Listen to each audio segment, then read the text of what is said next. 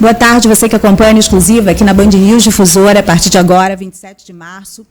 Nós vamos tratar a respeito do tema Mulheres, é o mês das mulheres. A Band News Difusora e a própria Rádio Difusora também dedicaram a maior parte dos seus programas voltados a entrevistas que dessem visibilidade e deram visibilidade, dão a cada ano, no projeto Elas Têm o Poder, para mulheres de vários setores que têm se destacado, mas que muitas vezes estão ofuscadas aí pela estrutura que insiste em dar espaço só para os homens. A Band News Difusora e a Rádio Difusora têm um projeto que faz com que a gente consiga quebrar um pouco dessas brechas, quebrar um pouco desses obstáculos. Agora, a gente precisa debater mais como é que essas mulheres estão na política. Então, a partir de agora, nós vamos tratar desse tema. Pense, a culpa não é do sistema, é da burrice, da própria candidata. Vamos ver se finalmente ela vem para o PT para não atrapalhar a esquerda. Imagine o que é ouvir a Marina 6 horas sem estrangulá-la. Esse é o tipo de frase: você não merece ser violentada, você não merece ser estuprada porque é feia. Esse tipo de frase marca a presença das mulheres, o estranhamento dos homens quando elas estão nos espaços de poder, equiparada pelo voto nesses locais com eles. A participação das mulheres brasileiras na eleição cresce, mas os passos são lentos. Os dados da Plataforma de Estatísticas Eleitorais do Tribunal Superior Eleitoral mostram que a proporção de candidatas a cargo de prefeita, vice-prefeita e vereadora cresceu em 2024, na comparação com 2020. No entanto, ainda está muito longe da paridade de gênero. Nas últimas eleições municipais, as mulheres foram 15% das candidaturas a prefeita em todo o país, 23% das candidaturas a vice e 35% das candidaturas a vereadoras. Apesar do avanço, o crescimento é inferior ao de países como Argentina, que aumentou 42% na participação das mulheres, México, que tem 50% de participação das mulheres, que adotaram medidas semelhantes. O ritmo lento aponta que, mantida a tendência atual, levaríamos 120 anos para atingir a paridade de gênero no Congresso. A obrigatoriedade de 30% dos recursos do fundo partidário para mulheres, a distribuição desigual e estratégias para burlar a regra dificultam sua efetividade. A baixa presença feminina começa nos partidos, onde apenas 16% dos cargos de direção nacional são ocupados por mulheres. Em 2022, elas representaram 34% das candidaturas, ligeiramente acima do mínimo exigido por lei, que é 30%, mas apenas 18% delas foram eleitas. No Amazonas, apesar de as mulheres serem maioria na população e no eleitorado, os homens predominam. Entre os filiados a partidos políticos, são 135.277 homens filiados em relação ao número de mulheres, que é 117.906. Reforçando o desafio da inclusão feminina na política. Essa é uma realidade nacional. Os números são indicativos da dívida que o Brasil tem com a representação das mulheres na política.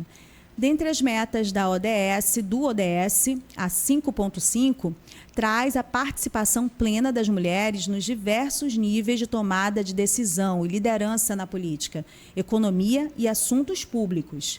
Para conversar conosco sobre o tema Amazonas, como tirar o pé do freio para as mulheres na política, convidamos hoje a secretária municipal de saúde, Manaus, Chádia Frache, médica, especialista em medicina da família, comunidade, mãe da Nárida, Dânia e Naila, e foi aí uma das mulheres cotadas para ser a vice-prefeita, candidata a vice-prefeita na chapa do Davi Almeida, mas no final das articulações políticas, mais uma vez, o nome das mulheres perece e vence aí de um homem. Então, a gente convida aqui a doutora Chádia Frache, seja bem-vinda para a participação no Exclusiva. A produção está me informando que ela acabou de cair aqui na nossa ligação online, mas ela vai entrar novamente, a assessoria e a produção estão cuidando disso. E aí eu vou aproveitar para chamar para a nossa conversa quem está aqui comigo no estúdio, que é a professora da Universidade Federal do Amazonas, Ivânia Vieira, pós-doutora em Ciências Sociais, membro do Grupo de Pesquisa sobre Ambientes Amazônicos e Mídia na Amazônia e cofundadora da organização Movimento de Mulheres Solidárias do Amazonas, musa do Fórum Mulheres Afro-Ameríndias e Caribenhas e da Frente Amazônica em Defesa dos Direitos Indígenas, de 2018. Tem muito mais, mas vamos parar por aqui, tá de bom tamanho já. Obrigada, professora Ivânia, por estar conosco. Boa tarde, boa noite, boa madrugada e boa manhã para todos que vão acessar esse conteúdo. Muito grata, Rose, por esse convite e por nos permitir refletir sobre um tema da maior relevância em vários países do mundo, aqui no Brasil e no Amazonas principalmente, né? Como tirar o pé do freio. Né? É possível tirar o pé desse freio e como esse freio foi construído. Né? E como que a gente está ajudando esse freio também, nós mulheres. Essa é a nossa intenção aqui, de a gente estabelecer esse diálogo na próxima 1 hora aqui na Band News. Bom, nós temos online também, Stephanie, outro convidado. Ainda não estão aqui com a gente, mas eu já vou anunciar. Tem a Marília Freire, que é coordenadora do Fórum Permanente de Mulheres, também vai estar aqui conosco, participando desse debate. E a Alessandrine. A Alessandrine está chegando, está a caminho, é uma pessoa também que é do Movimento de Mulheres, é da Comissão de Direitos Humanos da OAB e da União Brasileira de Mulheres. É uma super mulher aí, uma super guerreira, já que esse nome as mulheres têm reclamado porque cansa ser guerreira, sim, né? Mas a Alessandrine é uma guerreira mesmo. Está chegando aí para conversar com a gente um pouco a esse respeito. Então, vamos conversar aqui, porque a gente está bem servida com a professora Ivânia na bancada hoje. Professora Ivânia, né? Como é que você já participou de muitas desses momentos de debates, da presença das mulheres, né? De como elas se organizavam nos sindicatos, como elas se organizavam no sentido da formação de partidos, em vários outros ambientes do movimento social, mas poucas conseguiram chegar àquele espaço que realmente é de tomada de decisão e de ocupação de poder. Nenhuma das que chegou nesse espaço passou ilesa das violências que são características de uma mulher, né, nesses espaços de poder. Mas como a gente consegue fazer uma alteração para esse momento atual? Porque esse momento atual é de violenta negação da presença da mulher e da pauta da mulher nos ambientes como da Câmara Municipal, da Assembleia Legislativa, na bancada do Estado do Amazonas no Congresso, na representação dessas mulheres em várias secretarias, né, na Prefeitura de Manaus, no Governo do Amazonas. E isso tem se refletido no interior, né? Assim, a Comissão da Mulher na Assembleia tem mostrado a quantidade, né, de registros de violência de política de gênero no interior do Estado. Eu vou começar aqui por um dado histórico, e depois a gente vai retomando aqui outros aspectos. Com certeza. Né? Em 1979, quando Eunice Miquiles chega ao Senado como a primeira mulher, né, senadora, ela encontra uma arquitetura feita pelos homens e para os homens. Né? Esse é um dado importante. Né? Não tinha banheiro. Né? Os banheiros eram para aqueles que detinham poder. Hoje o Senado tem banheiro, a Câmara tem banheiros e banheiros para homens e mulheres. Né? Mas tem uma série de outras ferramentas, inclusive o uso do microfone, esse que nós estamos utilizando aqui, que ele vai determinar como é que essas mulheres vão participar ou não. Então, dependendo da situação, você corta o som. Né? Você deixa a mulher falando no silêncio, ou ela tem que gritar mais para dizer que ela tem algo importante para dizer, né?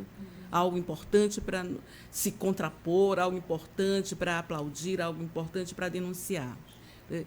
Então, se houve a construção de banheiros a partir da entrada de Eunice Miquiles, né? E, olha, Eunice vem depois da princesa Isabel, que entra pela condição que ela tinha no século XIX, lá, que ela entra como uma mulher de ação política, né, dentro daquilo que se compunha como Senado, em função do que ela trazia. Né? Então, passa-se esse tempo todo, chegamos no século XX, 1979, vem Eunice. Nós chegamos hoje, nós estamos refletindo sobre essa quantidade de números que você acabou de citar, que são resultado de pesquisa, resultados de levantamentos, ora feito pelo Tribunal Superior Eleitoral, ora pela ONU Mulheres, ora pelas pesquisas das universidades, né? E nós vamos vendo esse número e uma contradição. Por que as mulheres, que são maioria na população brasileira, são maioria na população do Amazonas, são maioria no eleitorado, elas estão sempre num número abaixo nessa representação? Quais são os instrumentos? Quando nós olhamos os partidos, nós verificamos uma engrenagem também feita para abrigar homens e feita para que esses homens exerçam o poder, né? Os partidos, eles são estruturas onde a dominância é de caráter machista, né? Não raro misógina, né? Não raro branca. Então, os partidos políticos, como um espaço importante, eles têm nas mulheres uma espécie de secretária, que serve para organizar as coisas, que serve para servir o café, a água, para fazer alertas, para colocar aquela conversa de pé de ouvido, mas ela não serve para liderar. E algumas mulheres cumprem esse trabalho de forma magistral. Eu, quando penso nos partidos, eu também penso nas igrejas, né? Porque se você tirar as mulheres das igrejas, principalmente, eu vou pegar aqui a Igreja Católica, acabou a igreja, sabe? Ela não tem como funcionar, dar conta, se não for por esse trabalho dessas mulheres que é silenciado. Então, olhar com muita atenção, eu muito quero conversar aqui sobre estrutura, que é uma palavra que você colocou, uma estrutura que funciona para manter esse estado de dominância pelo machista, né, misógino, branco, e quero trabalhar por essas engrenagens, uma delas os partidos políticos, né, para a gente refletir a respeito desses números que retratam um próprio estado de violência de gênero, né, na política. E difícil percepção, é impressionante até agora que a gente viu alguns homens fazendo uma defesa. Eu até conversei com a professora Ivânia, formadores de opinião, dizendo que era deplorável a declaração do Plínio Valério, mas que era um exagero a fala da Marina. Assim, eu era um homem branco, né, um jornalista branco, inclusive da Rede. Eu fiquei imaginando assim, só faltou ele dizer: olha, eu como homem posso dizer que isso é deplorável, mas você, né, dizer que é um exagero aí já é demais, né, Marina? Fica na tua. Você não pode dizer o que você está sentindo e como você está se sentindo diante de uma violência, né? Doutora Chádia, obrigada por aceitar o nosso convite. É muito importante para a gente a pluralidade das vozes. Eu devo dizer que, assim, do nosso lado aqui, como a gente vai acompanhando as políticas, a gente vai torcendo para as mulheres em vários campos, independente do partido e tudo mais, porque quanto mais mulheres, há uma compreensão geral das que estão aqui na mesa, e tenho certeza que a sua também, vamos já lhe ouvir, que é melhor, né? É importante que tenhamos mais mulheres em todos os ambientes. Então, a gente meio que torceu também para que, no grupo do Davi, algumas mulheres pudessem sobressair. No finalzinho, não deu, né? Mas me conte aí, na sua percepção, na sua entrada mais efetiva na participação de visibilidade na política. Imagino que já tinha uma vivência política por ser esposa, ser mulher de um político aí de longa data no estado do Amazonas. Então, a sua vivência deve ser muito grande também. Então, como a senhora consegue enxergar, né, todos esse caminhar da política do Amazonas e a sua opinião para que essa política consiga, né, deixar as portas menos fechadas para as mulheres? Olha, boa tarde, muito obrigada pelo convite. Ainda bem que deu certo, né? Que eu tô em trânsito e daqui a pouco eu preciso pegar um voo, mas eu agradeço imensamente pelo convite. Quero cumprimentar aí a todas que estão participando e a você, a qual eu tenho um apreço muito grande. Sou fã, viu? Parabéns pelo trabalho. Mas assim, deixa eu te confessar uma coisa. Todo mundo acha que eu entendo muito de política e eu não entendo. Eu não entendo nada, embora o meu esposo seja deputado, já está aí no 4º mandato. Eu devo dizer que eu sou médica antes dele ser deputado, e aí agora falando como mulher, né? Aí médico, eu acho que nas épocas ali, 4 empregos, 3 filhas, casa, marido, e tendo que dar conta de várias tarefas ao mesmo tempo, eu nunca, na verdade, me envolvi na política. Eu sei muito bem, hoje eu tenho até mais noção disso, de que este cargo que eu ocupo atualmente é um cargo político, Mas, assim, a minha militância sempre foi pelo SUS mesmo, eu sempre estudei o SUS, é o que eu amo fazer. Eu dediquei a minha vida médica inteira, 100% ao SUS. Então, uma das minhas especialidades foi exatamente em saúde pública, que é a medicina de família e comunidade, que trata muito disso. Então, eu sempre mergulhei nisso. Mas, na verdade, assim, na secretaria, eu sou muito técnica, mas e as coisas da política foram, parece que introduzindo na minha vida. Então, eu soube que eu tinha que fazer parte de um partido político, e aí entrei no partido, mas nunca tive a intenção, na verdade, até o momento eu também não tenho. Eu faço parte de um grupo que eu acredito, que eu confio, que tem desempenhado aí um bom trabalho, e eu estou para somar mesmo, né? Minha intenção é, de fato mesmo, levar uma saúde pública de qualidade. Esse é o meu grande desejo, meu grande sonho. Eu acredito, eu tive uma pauta importante hoje aqui em Brasília, sabe, Rosane? Então, fiquei tão feliz. Desde 2013, nós não tínhamos uma ampliação de frota do SAMU, com ambulâncias, e hoje nós fomos contemplados aqui com 4 ambulâncias. Pode parecer pouco para quem escuta, né? Mas desde 2013, embora a nossa população tenha aumentado, o último IBGE com 2.200.000, a gente não tinha essa ampliação, e hoje nós fomos contemplados. Então, isso me deixa extremamente feliz. Você não sabe o quanto eu estou feliz hoje aqui, de ter participado dessa pauta e ter pego a chave dessas ambulâncias e levar para a nossa cidade. Tem que encontrar um tempinho aqui do delay para não atrapalhar o áudio. Bom, faz muita diferença mesmo todo esse relato da secretária Chádia para a gente. E, claro, as conquistas também da pasta, né? Ela, como médica, como mulher e como mãe, compreende a importância dessas 4 ambulâncias para o contexto de uma cidade como Manaus, em que as mulheres são maioria. A mulher é maioria como chefe de família nessa cidade. Então, quem mais precisa desse atendimento, quem mais vai perder o emprego, o trabalho, né? O dia do ganha-pão, em geral, são as mulheres. Eu vou rodar aqui a nossa mesa e chamar a nossa amiga querida Alessandrine, que está aqui com a gente também para debater esse tema. E muito obrigada, Alessandrine, por mais uma vez aceitar o nosso convite. A Alessandrine também, como todas nós, sempre fazendo o malabarismo da agenda, né, com o filho. Hoje, eu que trouxe a minha, Alessandrine, para cá, que não deu tempo para deixar em casa. Mas como é que você enxerga esse quadro atual, né, da nossa participação na direita, na esquerda, nos ambientes de poder, em todos os locais? Bem, obrigada pelo convite, Rosiane. Fico muito contente de estar aqui. Olá, professora Ivânia. Olá, doutora Chádia.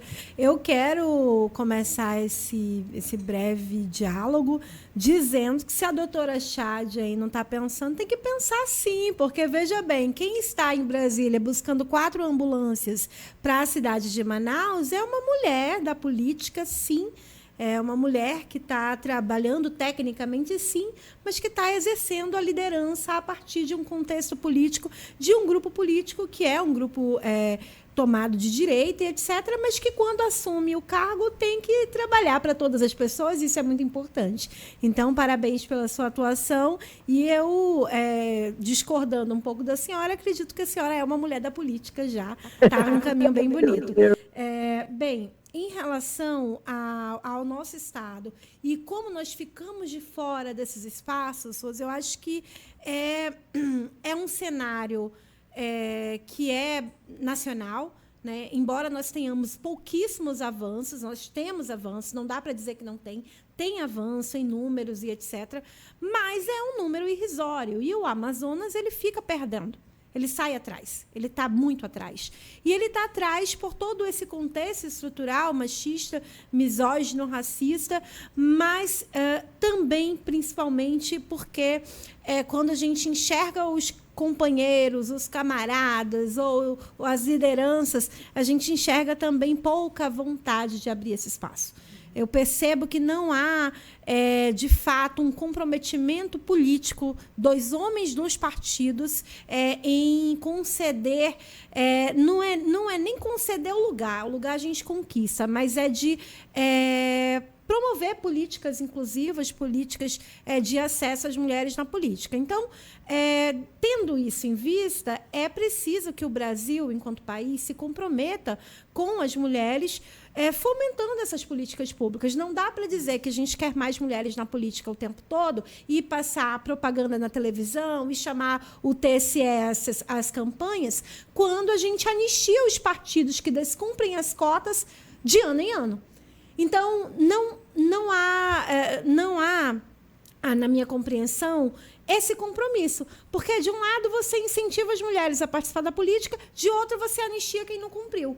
De outra, você não reserva uma porcentagem de vagas que seja para ocupação, né? A gente permite que as mulheres cheguem até as campanhas. Então, a gente faz aqueles arranjos da mulher fazer a campanha, da mulher receber recurso e compartilhar com os camaradas, os companheiros, as lideranças, mas, no final das contas, as cadeiras não são para nós.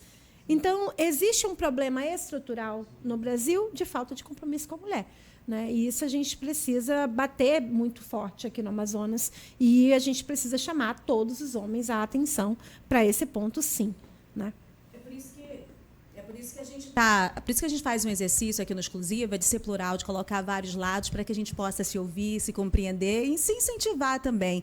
Eu vou prestar até uma solidariedade aqui à fala da doutora Chádia, porque eu estou de frente para uma mulher que lutou muito para me convencer a respeito da minha condição de mulher nos espaços que eu ocupo. Né? Ela total consciência de todos os espaços que ela teve que ocupar. Aliás, eu só vou ser a primeira mulher a fazer uma coluna de opinião no jornal A Crítica em função da atuação, da história da Ivânia e da Aruana, que naquele momento ocupavam espaços de editoria, né? Eram chefes, e aí me escolhem para aquele local que fui rejeitada por todos os homens. Eu nem estava entendendo de nada.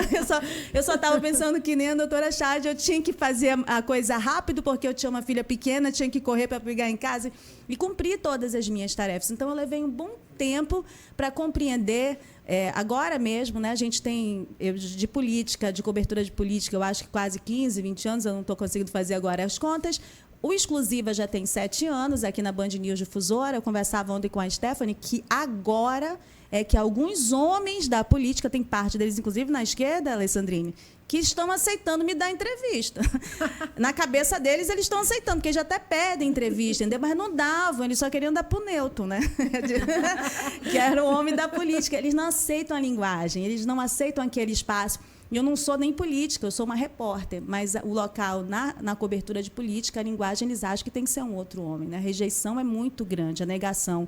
E, assim, esse nosso amadurecimento é preciso, né, Ivânia? São duas frentes, como colocou a Alessandrine. A gente tem que estar na frente, ocupando mesmo, desbravando esse espaço, que nós já estamos lá, como mulheres, né, no espaço partidário também, mas, do outro lado, compreendendo esse espaço para poder fazer com que essas políticas cheguem a mulheres que ainda não têm condições realmente de falar de política, né? Ainda estão no dia a dia lutando para criar o filho, para sustentar, para ter a comida, para se alfabetizar, né? Para ter acesso à saúde, enfim.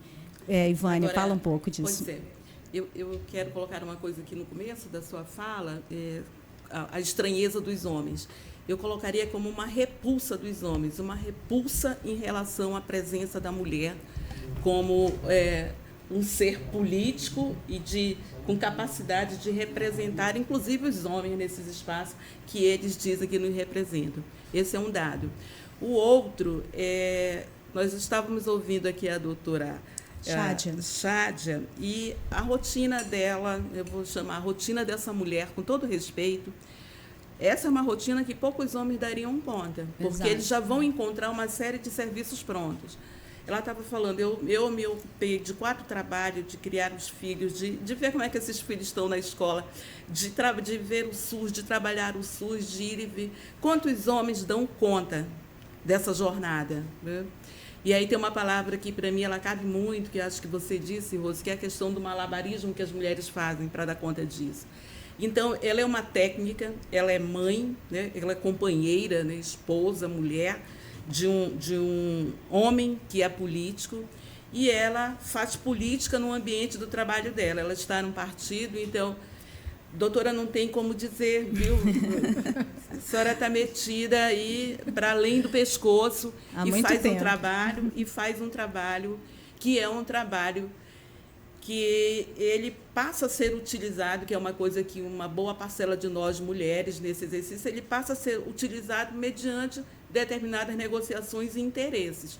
Então, esse trabalho da técnica, esse trabalho da mulher que consegue organizar um setor, organizar a casa, cuidar dos filhos e brigar por ambulâncias, né, que agora conseguiu 4, que é uma vitória, é um trabalho imenso, imenso. Né? E talvez aí tenha uma parada bacana, que é a necessidade de uma educação que contemple a formação das mulheres para a política e para o exercício de cargos políticos. E eu estou falando de uma formação no sentido amplo da palavra, né? Porque as outras jornadas nós já fazemos, as outras jornadas nós já damos conta, acabamos de ouvir, né, a secretária municipal de saúde. Nós já estamos dando conta disso. Agora, a engrenagem, partido político, representação na Câmara Municipal, na Assembleia, no Congresso Nacional, e mesmo como governadoras, né, presidente, que nós tivemos só um exercício, essa outra parte ela vai ter que, ela exige uma formação, sabe, um programa que forme as mulheres, né? Tem programa, e tanto que forma empreendedoras, manicures, não sei o que mais, que são ótimos. Um programa que forme mulheres para esses cargos, para saber o que é a política, o que é um partido político, o que é ser mulher no partido político, de direita, de esquerda, de centro, o que é ser mulher no ambiente da igreja, né, que é também um espaço de dominação de uma maioria dos homens. O dado que nós temos é, por exemplo, que as mulheres têm um número menor de filiação no Brasil, né, aqui, né, elas representam 46 algum ponto ali, então arredondando 46% nos partidos de mulheres, 53% em uns quebrados de homens. Então, se as mulheres são maiorias em outros espaços, como da população, como do eleitorado, na filiação partidária elas são uma minoria, mas ainda um número expressivo, mais de 40%. E nós precisamos potencializar esses dados, potencializar a nossa potência e aprender a desconstruir este medo de participar desta política, desse meio de fazer política, porque é violento. Eu como repórter de política e depois como editora, eu acompanhei esse ambiente. E uma outra mulher que chega, ela, eu diria, como diria minha mãe, ela passa um mau bocado, né, ali dentro. É desde a roupa que ela utiliza, o cabelo, como é que ela se senta, como é que ela fala, não é fácil, né? No sentido de desconcertar, no sentido de desqualificar. E ainda hoje nós temos parlamentares homens, como esses que você há pouco citou, que tornam completamente normal a agressão pública das suas colegas, né, de parlamento, né, porque nós estamos tratando aqui de mulheres que exerciam cargos e que exercem, e que são também agentes e autoridades públicas, né? E a sociedade não reage também à altura, né? Porque a engrenagem cria camuflagens, né? Para deixar isso menor, né? Para deixar isso como... Vamos deixar para lá, isso não é grave. Isso é grave e isso assusta, né? Eu prefiro cuidar dessa rotina maluca que eu tenho, né? Que a doutora acabou falando aqui, do que ficar ali numa sessão na Câmara Municipal, ou na Assembleia, ou no Congresso Nacional, né? Isso fez com que, por exemplo, a Leila, a senadora Leila, inclusive a Leila é eleita por um partido de direita, né? E jogadora de vôlei. Durante a CPI da Covid, eles tentavam interromper o tempo todo a Simone Tebet, que tem um outro tipo de postura, mas também bastante combativa. E aí teve uma hora que ela perde a paciência e desafia o senador lá de Rondônia, acho que é o Marco Rogério, né? Ela disse, não, vamos resolver eu e você lá fora, então. Você não vai gritar com ela, você não vai levantar a papai. E ele acalmou rapidinho, porque a Leila é bem maior que ele também, mais forte, né? Mas, assim, em alguns momentos parece que é um teste de linguagem também. Se eu não estou conseguindo falar com você na minha linguagem, eu vou falar na sua, então, né? Para que você consiga compreender que você não pode me interromper aqui.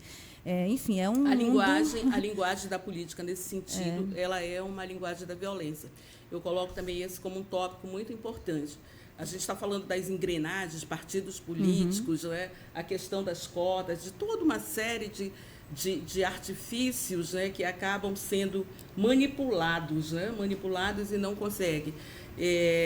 A cota, ela tem sido agredida, né? Nesse sentido. E a linguagem é um dos instrumentos mais poderosos, porque você precisa, e esse precisa que está aspiado, agir com a mesma violência para que a pessoa se espante, essa pessoa, esse sujeito, o homem, se espante e diga, olha, eu não estou lidando aqui com... Então, quer dizer, a nossa tarefa é de aprender, a nossa tarefa é de mostrar que nós temos essa capacidade e a nossa tarefa é também de não entrar nesse jogo da violência, esse jogo de uma linguagem que está toda num vocabulário de violência. A CPI da Covid mostrou isso, né? As mulheres eram todas etiquetadas, né? Cada uma delas tinha uma etiqueta. Né? Geralmente, né? Em todo espaço acabam fazendo então, isso. Então, assim, você não ouve um homem dizer para outro homem isso. Né? Não.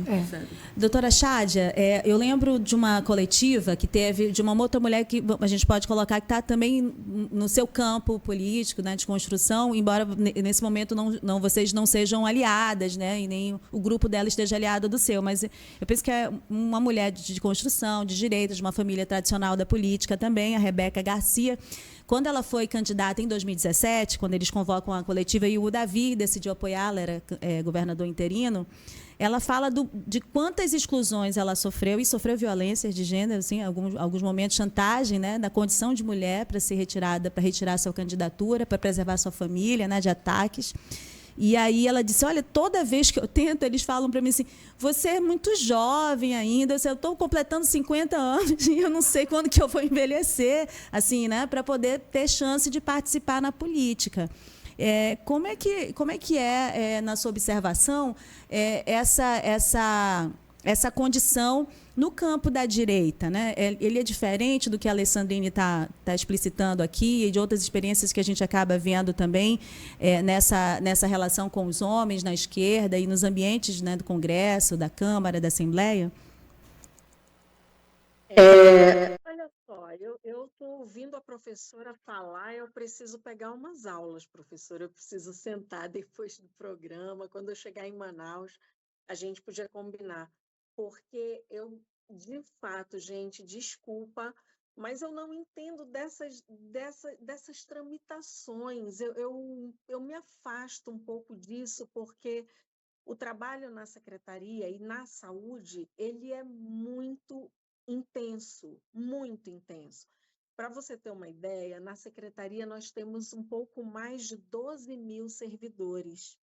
É uma secretaria enorme. Eu tenho municípios no estado do Amazonas que não têm essa população. São praticamente 12.200 servidores. Então, assim, uma coisa eu posso, sei lá, fazer uma correlação com vocês. Na secretaria, o que Ali acrescentar uma informação que a professora Ivone acabou de falar, assim, na comparação que a senhora está fazendo, é possível compreender que a senhora é uma prefeita dentro de uma secretaria, uma administração, e é possível que lide com homens também, embora tenha muitas mulheres. E aí, nessa relação... Eu vou revelar um negócio. Meu esposo, ele é deputado já no 4º mandato, e quando ele me ouve falar... Ele vê eu delegando, vê os projetos, eu sou economista antes de ser médica, e aí ele vê os projetos, ele fala assim, meu Deus, tu nasceste política, eu tive que aprender a fazer, eu ainda estudo até hoje, e tu nasceste, eu não me enxergo assim. E logo no começo, eu ouvindo a professora falar da Beth Aziz, não foi isso, professora? A senhora falou que foi... primeira senadora, eu sou sobrinha da Sadi Hawashi, que foi a primeira mulher deputada federal do nosso estado. Então, isso na minha família, eu falei, não, depois... Eu não queria saber de política, ouvi falar e fui casar com uma pessoa que só pensava nisso. Que eu acho que é rico essa troca de informações, de realidades também. E a gente está assistindo aqui ao vivo uma descoberta, né, própria, como a gente já viveu em algum momento da nossa vida e como a gente espera que todas as mulheres experimentem também. Nós, em vários ambientes, experimentamos uma negação da nossa fala, uma apropriação das nossas ideias, das nossas conversas, das nossas iniciativas. Isso é...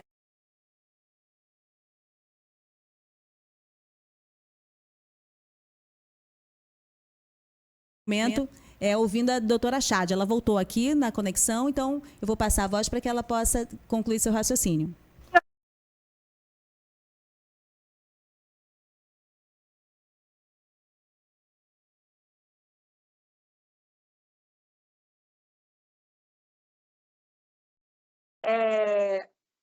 Então, assim, como eu realmente não entendo desse ambiente, eu não sei até que horas vocês conseguiram ouvir.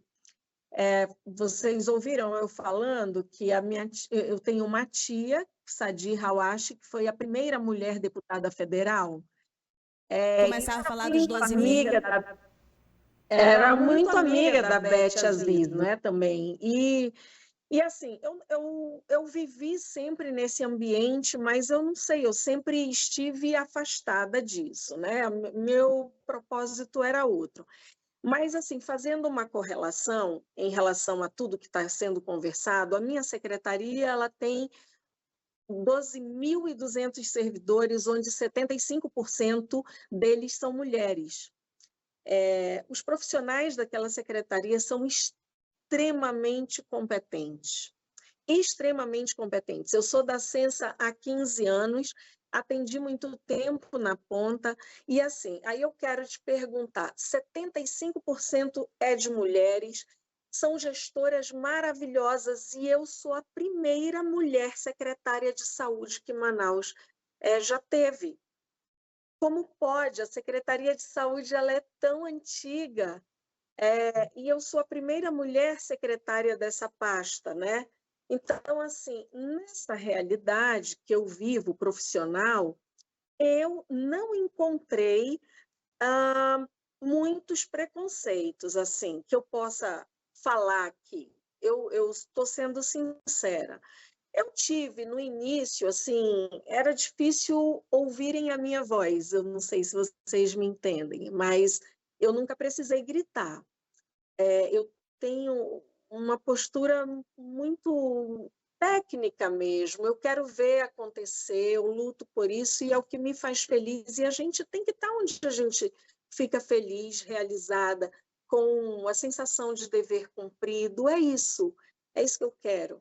Mas, assim, no início tiveram muitas coisas, assim, aquela questão que você acaba não acreditando, mas as pessoas insistem, não, estão querendo te derrubar. E acabava que eu não enxergava dessa maneira.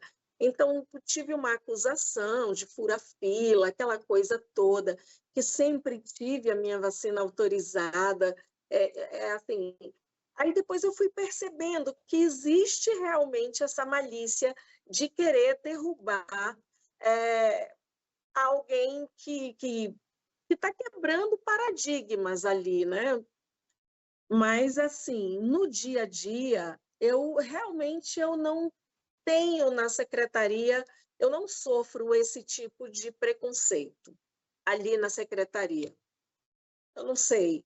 Mas, assim, a gente vê muita coisa, né? Ainda se tem poucos espaços. E eu quero que essa fala de ser a primeira mulher secretária de saúde do município de Manaus seja uma fala que fique para o passado. Isso tem que acontecer, como a professora falou, precisam se ocupar espaços. O olhar é diferente, a sensibilidade é diferente, e assim, quando você quer dar uma missão para alguém, dê para alguém que seja muito ocupado. Tenha certeza que ele vai realizar. Quanto mais desocupado a pessoa menos ela realiza. Então, assim, esse também é uma visão minha, tá? Mas, assim, ainda precisa realmente melhorar muita coisa, é necessário que se abra. A gente ainda vê aí diferenças salariais para o mesmo cargo entre homens e mulheres, mas, de fato, eu já enxergo hoje que tudo isso é política, eu não consigo enxergar essas questões de políticas partidárias. Eu não sou fã disso, gente, de verdade. Todo mundo...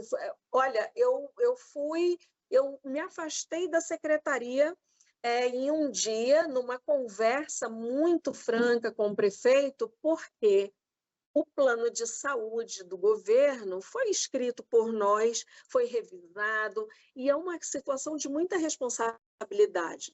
E para a reeleição, esse acúmulo de coisas ficou pesado para mim. Eu falei, olha, ou eu me afasto para me dedicar à revisão, a reescrever o plano, a contemplar tudo que é verdadeiro, e aí reunir uma equipe técnica, é um trabalho de muita responsabilidade.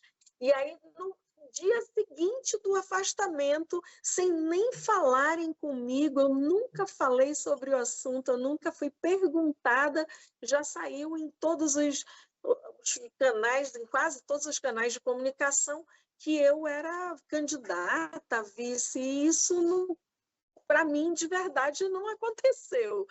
Eu não tinha oportunidade de falar e eu estava muito dedicada, tanto que a gente acabou entregando aí o plano, era para entregar até meia-noite de um dia, entregamos assim 15 para meia-noite do último dia e deu tudo certo, graças a Deus a gente está aí continuando a fazer o nosso trabalho com muito amor e muita responsabilidade.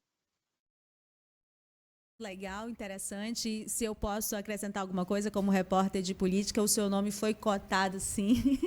Não estou dizendo que a senhora não está falando a verdade. De que a senhora acaba de expor mesmo, assim, em relação à sua atuação técnica, à sua concentração nas atividades e, claro, evidentemente, porque a senhora também está inserida num grupo político que ele é um grupo político leal e forte dentro do contexto do Davi Almeida também. Alessandrine, como é que a gente consegue passar para um ponto adiante, né? Claro que cada grupo vai ter as suas características, mas nós tivemos ali no campo da esquerda, o ano passado, situações, e a gente falou algumas vezes, até num voo, né? Mulheres que estavam ali na possibilidade de ter uma visibilidade maior, de uma candidatura majoritária também na esquerda, num outro momento uma reviravolta. E aí, paralelo a isso, algumas falas que são colocadas, são vistas por vários ângulos, né? Assim, algumas tratam de vitimização exagerada, outras de que poderiam ter se construído também de uma outra maneira.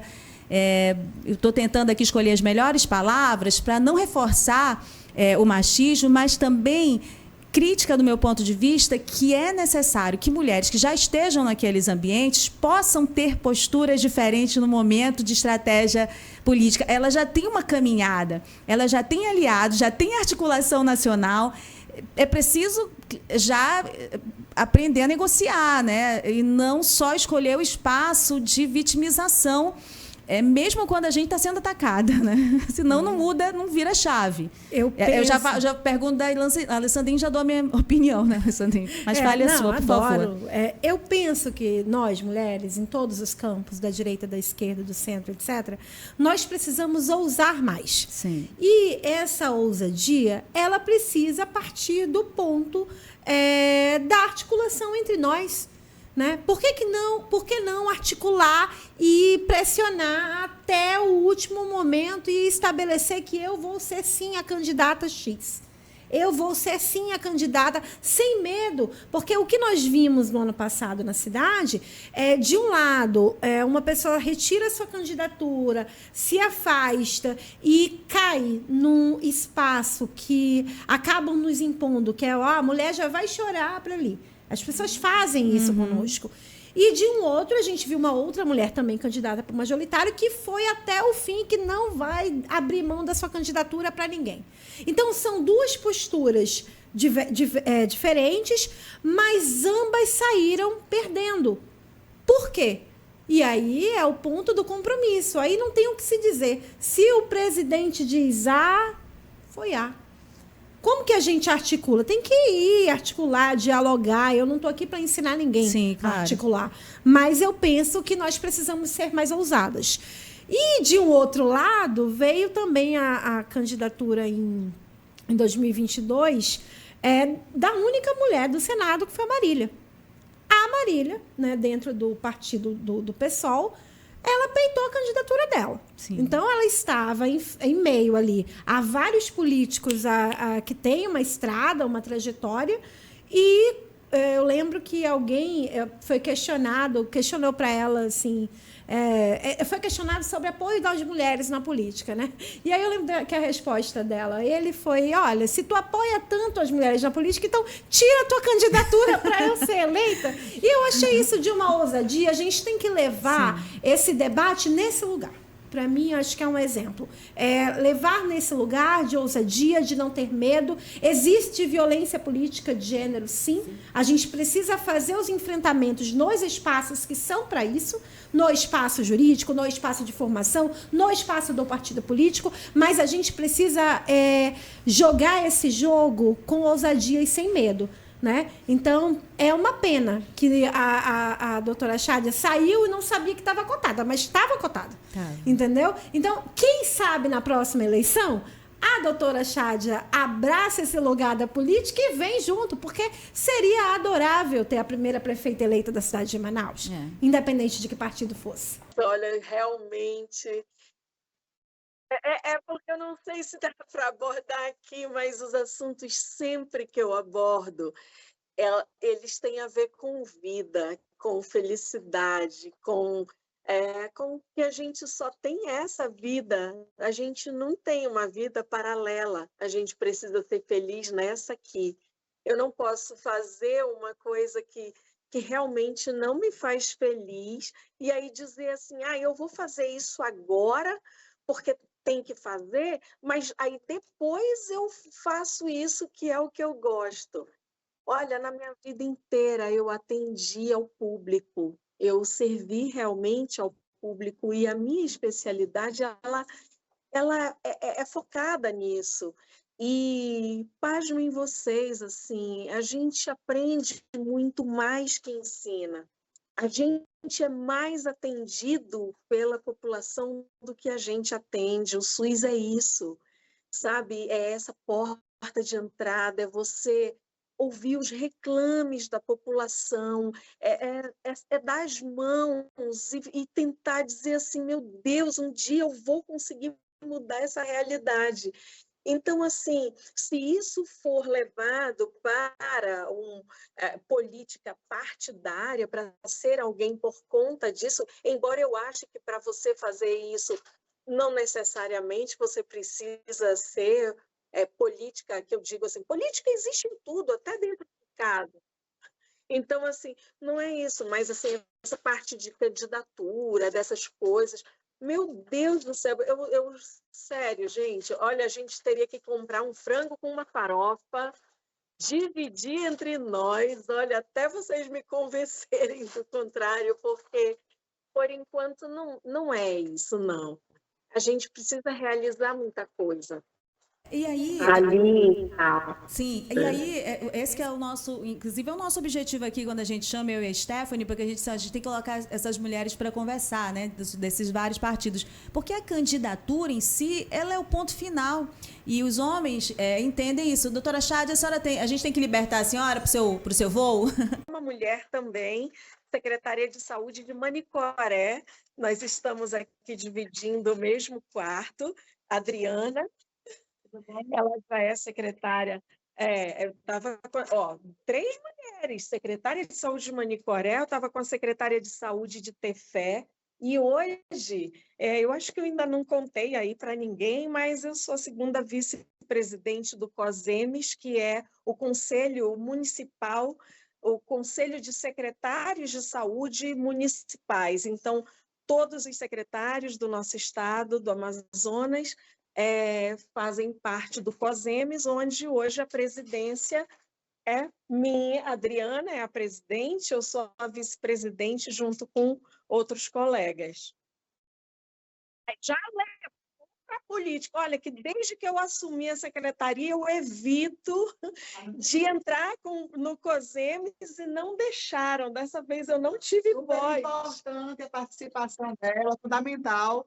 A secretária de Saúde de Manaus fazer parte, isso fortalece a gente enquanto mulher, inclusive a presidente e as 2 vices são mulheres. E a maior parte, na verdade, da diretoria é de mulheres.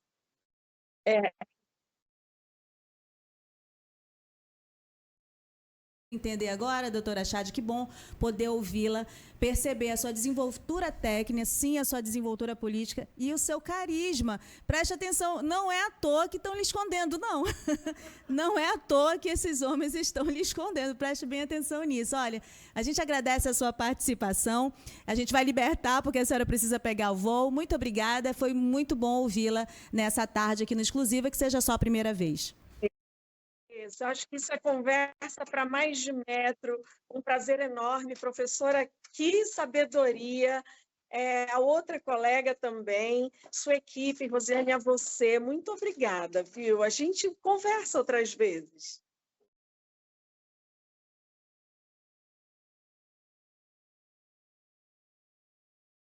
A gente consegue fazer um monte de leitura, né? A gente que está assim, mais acompanhando a política partidária, consegue compreender aqui alguns movimentos até melhor, ouvindo as mulheres de outros campos políticos também. Agora, professora Ivânia, voltando a essa questão da ponta, né? A candidatura, ela é a ponta final de um caminhar de eleição, de construção política. A Alessandrine sabe disso também, né? Porque está na política partidária, já foi candidata, já retirou a candidatura estrategicamente também para apoiar outras mulheres. Então, assim, como fazer com que nomes que já estão com uma outra caminhada, eu tenho uma leve impressão, e aí, por favor, podem expor e contrariar a minha opinião também, que quando chega lá na ponta, me parece que essas pessoas não compreenderam que precisam caminhar, que precisa articulação, que precisa rede, que precisa, sendo mulher, não fazer uma política parecida com a dos homens, que às vezes também me dá uma impressão autoritária, cumpre a agenda que os homens querem, da mulher chorosa, da mulher que quer se vitimizar. E uma coisa que eu senti falta é porque, assim, algumas pessoas, mas muitas mulheres, são muito preparadas, né? Se você colocar a Alessandrine para falar em qualquer lugar, você vai ver a Marília, e aí, quando a Marília vai lá para o debate, além de encarar, além de ter a forma, ela tem o conteúdo. Então, é um momento a gente não vai ganhar a eleição, mas vai, de repente, aproveitar o espaço para educar a população que não pede ter uma mulher na política, né? Não pede ter uma mulher nesses espaços de poder. Mas não sei que tipo de diálogo, de construção, de conversas partidárias estão faltando entre mulheres para que se compreenda que é um processo realmente e não só o momento da eleição de desesperadamente lutar por aquela candidatura que já se perdeu no caminho às vezes, né? Eu nem sei se vai dar tempo, né, para essa conversa que chama para cá, e a gente tem um monte de coisa para conversar, porque Sim. É tão raro conversar, né? Sim. Esse é um dado, é tão raro que as mulheres conversam. Vejam, nós estamos conversando com uma secretária, nós acabamos de verificar a agenda dela, no sentido desse fazer político a partir de um olhar técnico, né, de como ela está construindo elementos, e ela traz uma coisa muito bacana para a política, que é esse olhar com cuidado. Então, ela pegou a plataforma do SUS, e vai dizer, olha, eu estou cuidando disso aqui, que para mim é mais importante. O que as mulheres, os homens, os gays, os pretos, os indígenas, os quilombolas querem na área da saúde? Uma política que funcione e que receba como pessoas portadoras de dignidade. Então, a mulher que administra todo esse complexo de coisas, né, que carrega as crianças para lá, para cá, os sobrinhos, os netos, que faz o dinheiro dela triplicar para comprar comida, para alimentar, para garantir a matrícula, para garantir a alimentação, né, para chegar numa escola que tem uma criança diferente e chegar lá e dizer, olha, essa escola não atende esse tipo de criança, não, procure outro lugar. Então, essa mulher, ela está sendo treinada pela vida. E a política feita por essa engrenagem machista, né, misógina, né, feita por homens machistas desse tipo, ela é uma engrenagem que ela está para impedir, né? Que seria uma revolução. Nós estamos falando de algo que seria revolucionário, o maior número. E é possível, e é também muito interessante que você não permita que essas mulheres avancem. Agora, nós temos que pensar, Rose, uma coisa, nós temos um sistema que trabalha assim, um sistema antigo, né, secular, que trabalha desse jeito. Quando a gente vai estudar um pouco a história do México, a gente vai acessando as estratégias, né, que elas foram se organizando para conseguir chegar a esse percentual que você colocou aqui, que é um dos mais altos aqui na América, né? É a participação da mulher na política no México. E elas vão falando das estratégias dela. De outro lado, será que esse processo que você coloca na ponta, quando tem uma mulher, ele é realmente a ponta? Sim. Sabe? É uma pergunta que eu deixo. Ou é parte de um grande acordo e que você vai empurrando, vai sinalizando, acordo onde os controles, na maioria das vezes, estão nas mãos de homens. A mulher é um adereço, essa candidatura você está falando, né? Vai, mas ela não está na ponta. É. Ela ainda está caminhando ou nadando para chegar naquilo que você desenha como ponta. E os acordos vão se dando. E daí eu puxo a corda e tiro essa mulher.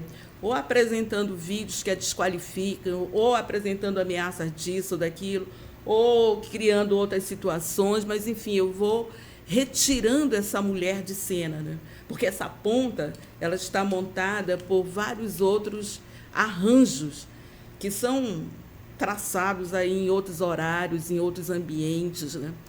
E quando a gente chama aqui a atenção sobre essa posição do macho machista, né, na política, e que a política reverbera, que a cultura da política é dessa forma, não sei se vocês concordam, mas a cultura política no mundo, no Brasil, ela é uma cultura que se coloca assim, né? A cultura de uma política que é feita, por exemplo, nos Estados Unidos agora, ela escancara uma forma de fazer, né, que é uma forma de profunda violência contra mulheres, contra a comunidade LGBTQIA+, contra os povos que são deslocados. É uma profunda violência contra os direitos fundamentais. Quando a gente começa a trabalhar nessa perspectiva das mulheres, de que elas possam assumir essas funções e avançar, nós também estamos sonhando. E aí sonhando no sentido de realizar, não sonhando do impossível, de uma outra política possível. Não essa que nós estamos pegando alguma brecha, brigando como brigam algumas mulheres que estão no Senado, algumas mulheres que estão na Câmara, que têm uma briga gigantesca para conseguir ser ouvida, para conseguir furar os diversos mecanismos entre as comissões, entre o espaço de fala, o tempo de fala. Então, a engrenagem é muito grande. Aqui eu trago a ideia de uma outra coisa. Tem uma arquitetura de política que funciona aqui e tem uma arquitetura que a gente tenta, pelas bases, nas lutas, no vai e vem, né? no choro, no abraço, na alegria, no enfrentamento, construir essa outra arquitetura, que não tem nada a ver com isso que está posto. E construir essa outra arquitetura é preciso desconstruir essa. Ora, a Alexandrine trouxe aqui a questão da anistia, né, para os partidos que não cumpriram. Isso é muito grave. A sociedade se manifestou, né? Houve um silêncio. São as mulheres organizadas aí que estão em luta, né, dizendo que não é possível considerar que um partido, aí todos os partidos, porque eu não estou falando aqui só de partido da direita, do centro, eu estou falando de todos os partidos, eles estão configurados, né? Lamentavelmente, eles estão configurados por essa marca de macho machista, né? Enfim, configurado por uma lógica patriarcal que vai determinando as andanças, né, deles. Eu lembro de uma reunião no PT no ano passado, quando a Anne estava tentando construir ainda a candidatura dela. Agora eu não vou conseguir lembrar exatamente as palavras, mas eram palavras machistas de um membro do PT lá. E aí, uma das mulheres tradicionais do PT, nossa, eu não sei se foi a Luzarina, né, se foi esqueci o outro nome, me ajuda, Ivânia.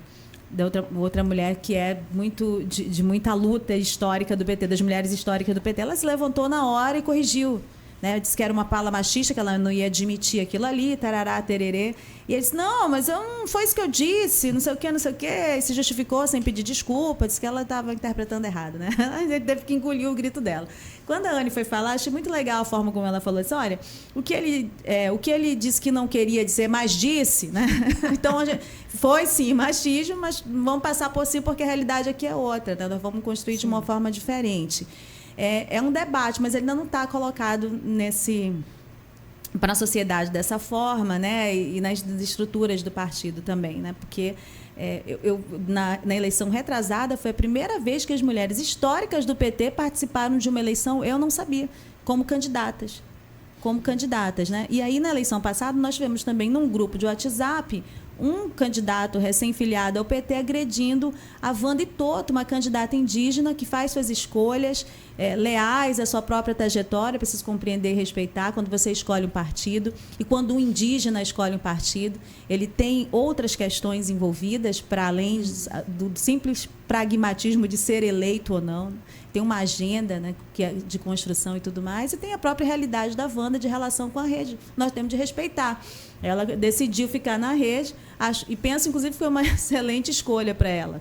E aí ele diz assim que ela era burra, não fez o cálculo direito, acabou prejudicando a eleição dele, não sei de quem, tudo bom de homem também, branco, né, Alessandrine?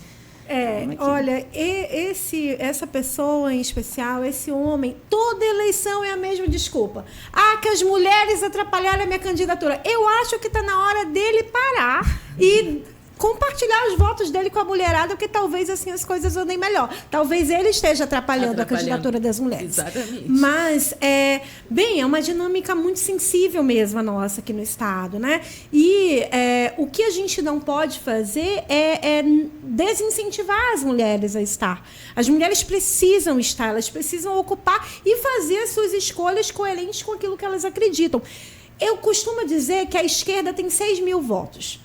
E toda a santa candidatura, as pessoas estão brigando pelos mesmos 6 mil votos. Mas não tem só 6 mil pessoas nessa cidade. A gente precisa inovar, precisa fazer autocrítica, precisa pensar outros espaços, precisa combater a farra também com dinheiro público, denunciando, sendo ousado. Então, eu penso que há muitas possibilidades para as mulheres, quem sabe em 2026, mas a gente precisa ser mais ousado, a gente precisa ser mais ponta firme, a gente precisa fazer mais um trabalho importante de reflexão. Olha, se a gente está há 10 anos seguindo uma mesma lógica, talvez seja a hora de mudar. E aí talvez seja a hora de repensar figuras políticas, sim. Talvez seja a hora de repensar estratégias, sim. Talvez seja a hora das mulheres entrarem ali numa grande ligação e fazer políticas juntas, porque contra nós já tem um monte de gente. Então, mesmo que seja...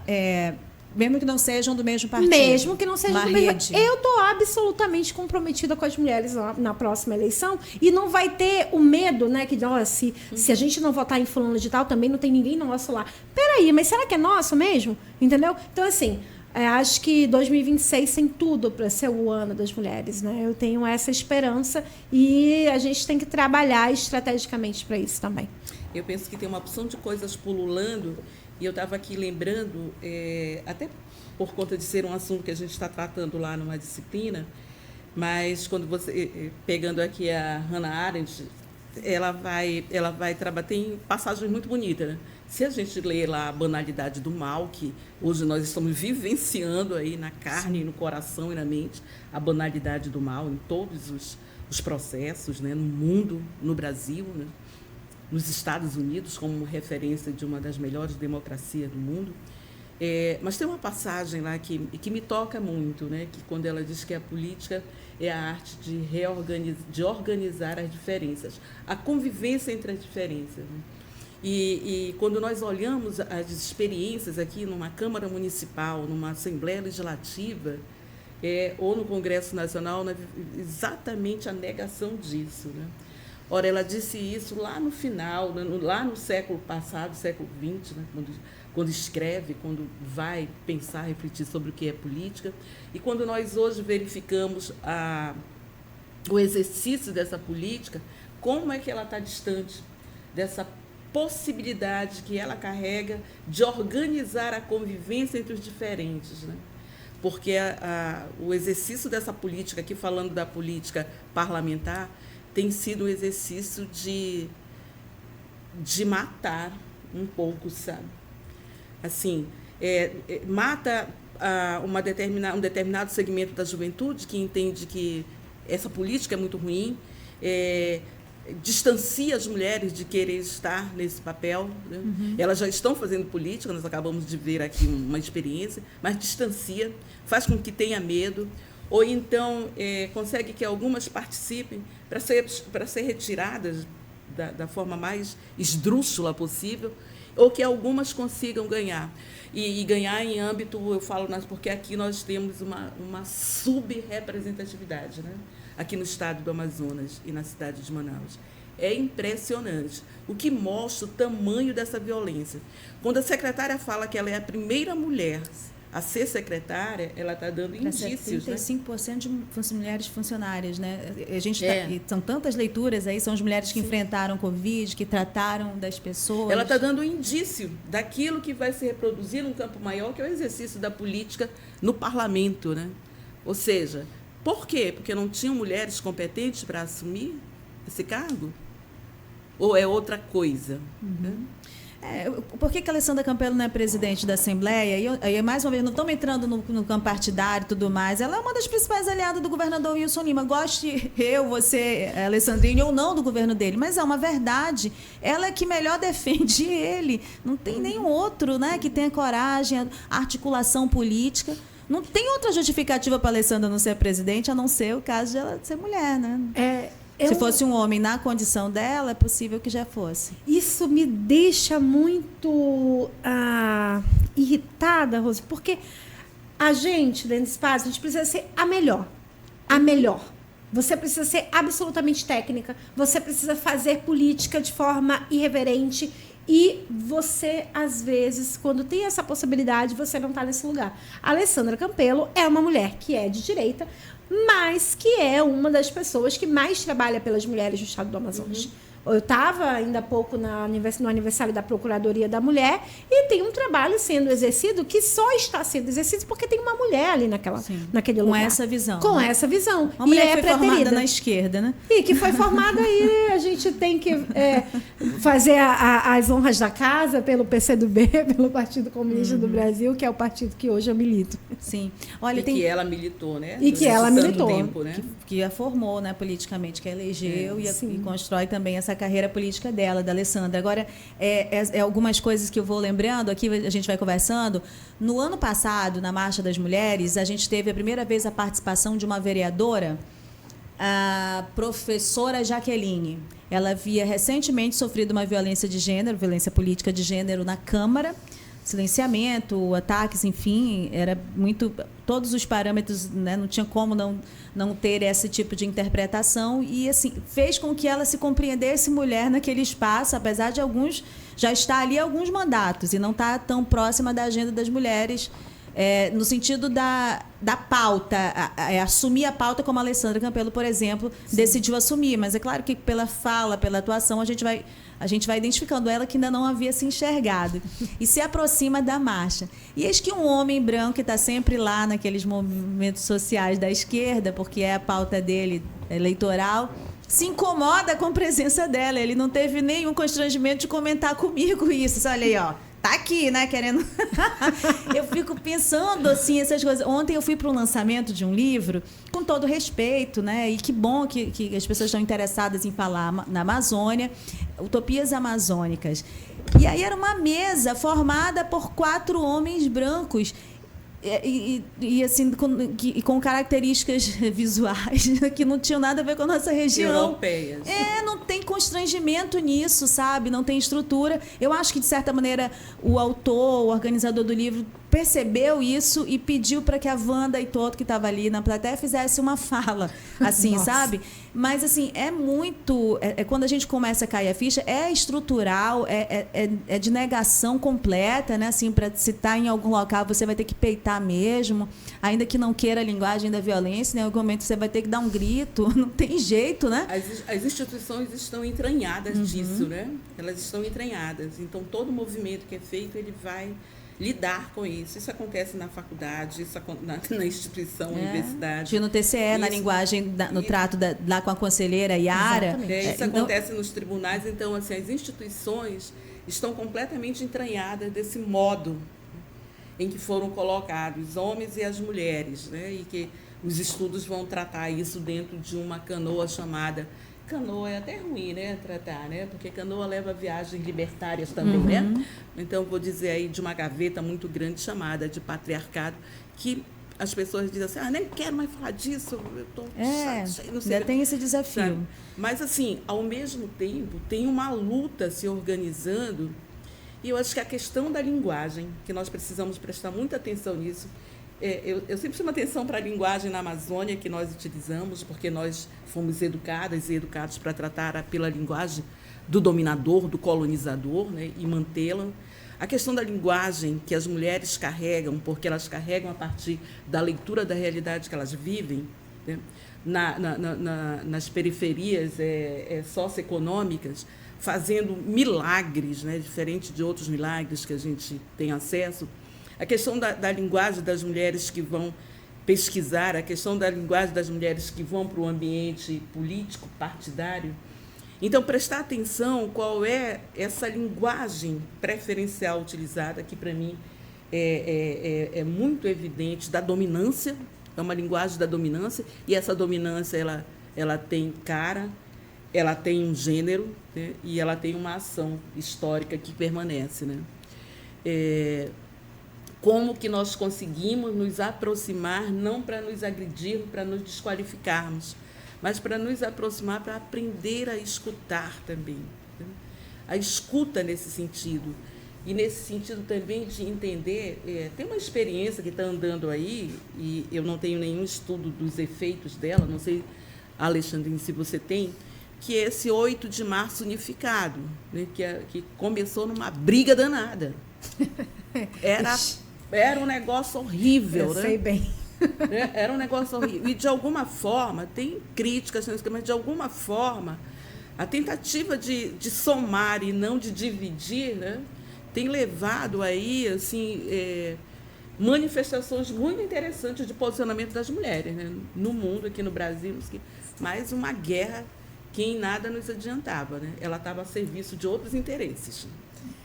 E a gente conseguiu esse ano, né, enquanto Fórum Permanente de Mulheres, unificar diversas mulheres de diversos partidos, de diversos espaços, as mulheres indígenas também que fazem seus movimentos separados.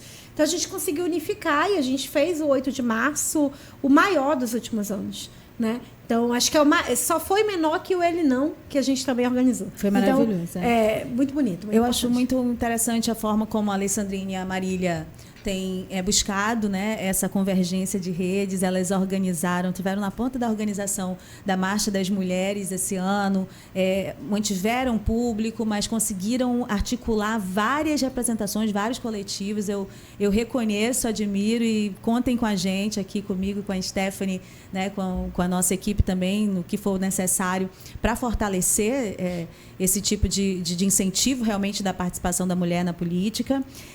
Eu queria terminar, tem tanta coisa mesmo. Tá, Rose, só um pouquinho, só para não esquecer. Claro. O que eu estou falando é que aqui tem o exemplo de uma outra pedagogia. Sim. Sabe?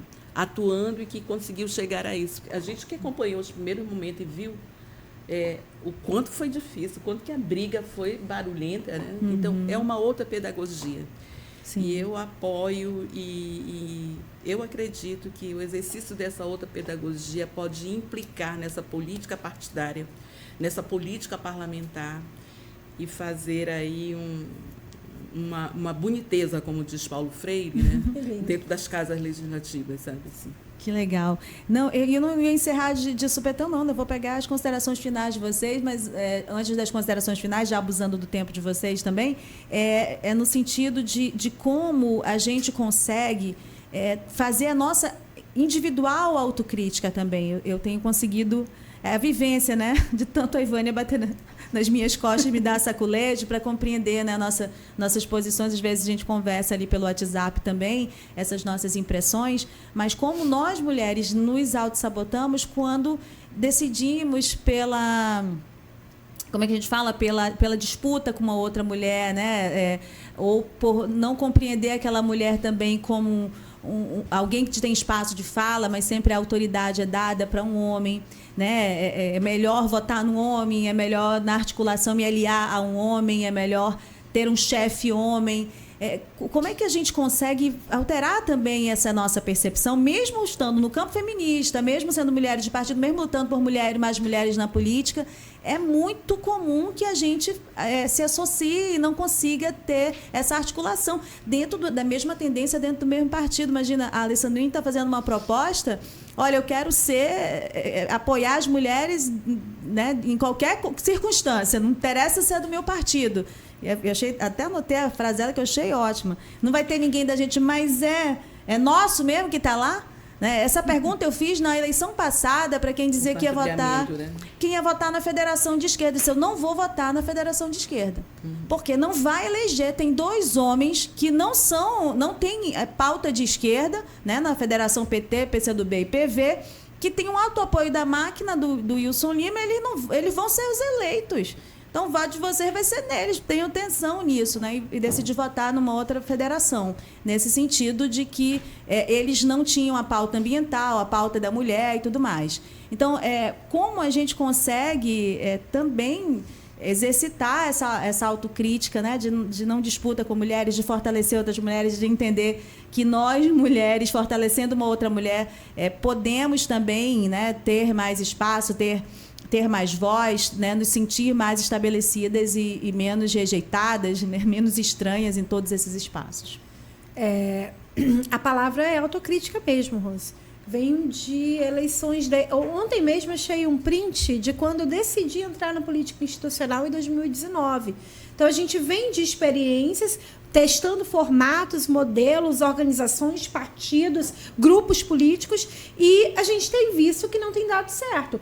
Eu penso que a lógica agora é subverter mesmo. É preciso uma certa subversão para abrir as portas do Amazonas para mais mulheres na política. Então, eu estou muito confortável no PCdoB. É um partido que me dá muita liberdade e de debate.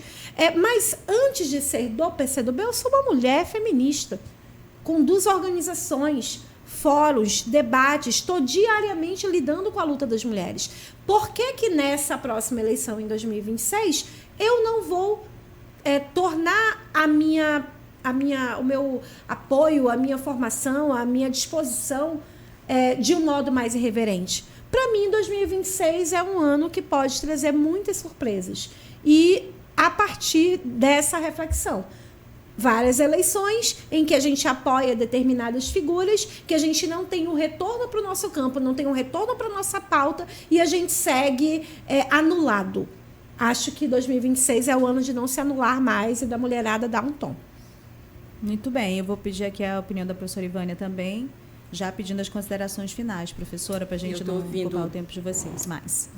A gente fala demais, né? Quando se une, assim, né? Ou quando se reúne, né? Eu estou ouvindo aqui e é muito bacana, porque aí, ao ouvir, eu vejo a questão da arquitetura que eu estava falando. O que você acaba de dizer é uma outra arquitetura, né? Subverter a ordem. Né? E eu vou aqui puxar para algumas figuras que nos ajudam muito, e tem várias mulheres, né, que nos ajudam muito a pensar, né? Mas aqui, como é que nós vamos fazer, né, pegando o Nego Bispo, né? Como é que nós vamos fazer para lidar com o dominador? Né? E ele diz, usar as palavras, né, para enfrentar as palavras do dominador. Se o dominador diz isso, a gente vai dizer aquilo. O que você acabou de falar é isso. Né? Assim, você está propondo, de alguma forma, uma outra linguagem, né? Disputa. Eu lembro que tinha um professor, quando eu estava no jornal A Crítica, que ele dizia, eu penso que as mulheres nunca deveriam usar essa expressão disputa, né? Porque ele foi descascar essa palavra disputa, né? E separar, ela fica com outro significado, né? Então, de outra forma, por que eu estou disputando com uma outra mulher, né? Ou se eu posso retirar essa palavra com seu significado e colocar outra coisa, né? Que é o que você está dizendo. No lugar da disputa, o que eu posso colocar? Quem é que ganha na medida em que nós nos enfraquecemos, na medida em que nós ajudamos a desqualificar outras mulheres? Mas nós fomos ensinadas por essa lógica. Então, nós temos que realmente desconstruir para poder avançar e para poder avançar numa diferença. Não basta só aumentar o número, que já seria uma conquista importante, porque esse número aumentado ele vai provocar ranhuras nessa parede que está posta. Mas é preciso a gente aumentar, fazer a diferença, trazer as pautas que nos importam, que é uma qualidade na saúde, né? Uma qualidade na vida, na segurança do ir e vir, né? Uma qualidade no direito fundamental, os direitos humanos das mulheres, das crianças, das juventudes, né? Então, essa política com essa porção feminina e feminista, ela passa por essa desconstrução daquilo que é uma porção que nega, mas que precisa da gente para se manter ativa e se manter em números que determinam para onde que vai, como vai, quem vai ser feito, se está na ponta e eu puxo ou não, né? Uma outra coisa, já nas considerações finais, quantos espaços nós temos, de fato, para conversar a respeito desse assunto? Quantos espaços na universidade são construídos? Quantos espaços nos próprios movimentos feministas e de mulheres são construídos para a gente conversar? Sabe? Vamos construir esse espaço aqui. Então, nós não temos esses espaços. Eles são espaços episódicos que acontecem em função de determinadas datas, né, que muitas vezes dá certo, mas nós não estamos naturalizando a conversa. Não. Né? A conversa, que é algo tão ligado à alma da mulher, né? É tão ligado à alma da mulher, desde quando elas ficavam no espaço privado, porque o espaço público era das mulheres, né? Estou encerrando, o espaço público era das mulheres, mas nós quando não vamos cortar a voz das mulheres. Mas elas estavam ali no ato de lavar roupa, naquele conjunto, quando elas saíam para ir lavar roupa naqueles tanques coletivos, né? No ato de cozinhar. Então, a conversa é uma arte das mulheres, e nós não podemos perder isso. Sim. Em nome de uma política que é exercida pela violência, pelo cerceamento, pela alegoria que eu vou colocar do microfone, que, por exemplo, o parlamento usa esse elemento aqui como um poder, quando em relação às mulheres, principalmente, né? Então, retomar a conversa, a escuta, fazer esses elos, também potencializar essas mulheres, né? Que fazem política, mas que estão sendo colocadas ali nos guetos, no silenciamento, não é?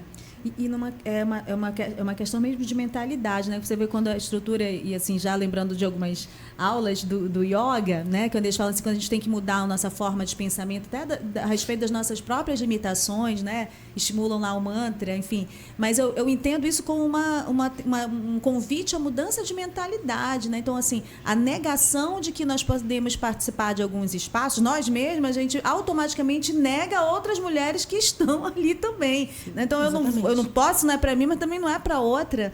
É muito ruim que a gente pense dessa maneira, e pior ainda que a gente possa criar os filhos dessa maneira. Eu penso que há alterações, né, na criação desses meninos. Acho que tem muita questão até para a gente debater por meio da própria educação, fortalecimento. Uma mulher como a Alessandrine, né, que se desenvolve por meio da sua capacidade intelectual, por meio dos seus estudos também, e que está muito focada na pauta da educação. Imagina que maravilha, né, de pessoas ela está criando para a sociedade, né, nos seus 2 filhos também, por toda essa vivência dela. Bom, eu acho que é isso. Eu vou deixar o espaço final para as considerações finais da Alessandrine. É difícil terminar um debate como esse, por isso que eu sugiro que o Exclusiva seja um exercício, mas quem sabe a gente não consiga, por meio desses coletivos que vocês fazem, a gente também me predispõe como comunicadora, como repórter, a gente construir espaços de diálogo fora do estúdio da rádio, que seja mais amplo e que consiga mais microfones. Aqui a gente consegue colocar 5 vozes, né, numa vez só, mas a nossa vontade era colocar muito mais. Acho que outros espaços são necessários e talvez mais adequados até. Obrigada, Rose. Vou fazer as minhas considerações finais, trazendo essa proposta de abrigarmos um debate como importante desse na OAB. Eu sou a primeira presidente da Comissão de Direitos Humanos da OAB, a primeira presidente negra e a advogada mais jovem a participar do TED também. Então, esse espaço é um espaço nosso, que nós podemos incluir todas as pessoas. A OAB tem essa pauta, o presidente Cleuto traz isso também, para continuarmos esse debate. Então, é uma fala de continuidade, não é nem de finalização. Sim. Mas agradecer esse espaço, mandar um beijo para os meus bebês, Alice e o Teodoro, e convocar todas as mulheres a esse novo florescer para 2026. Muito bem, gente. Olha essa exclusiva. Foi maravilhoso de fazer. Eu estava conversando aqui com a minha parceira querida, minha diretora, produtora, tudo aqui no nosso programa, a Stephanie, que todo exclusivo que a gente faz agora, a gente fala assim, pô, a gente tem que fazer mais desse. Todo mês a gente tem que fazer um. Só que a gente só tem 4 por mês. Então fica complicado dar espaço para tantos temas que são importantes, que estão perecendo de debate na sociedade civil, na mídia também. Mas eu tenho certeza que a gente vai semeando, né, outros diálogos, outras conversas, frente a frente, tete a tete, com pessoas que acham que são diferentes, mas quando se pararem para conversar, vão ver ali que a gente está sofrendo muito parecido, né, em várias pontas, aí, como citou a Alessandrine em outras falas. Então, esse foi o Exclusiva do dia 27 de março. Hoje eu sou Rosiane Carvalho, comigo aqui a construir esse programa esteve Stephanie Smith, Tiago Pantoja, na condução e no apoio todo, Rafael Campos, nosso editor-chefe de jornalismo aqui da Band News Difusora. Então, fica no YouTube, na íntegra, e até a próxima.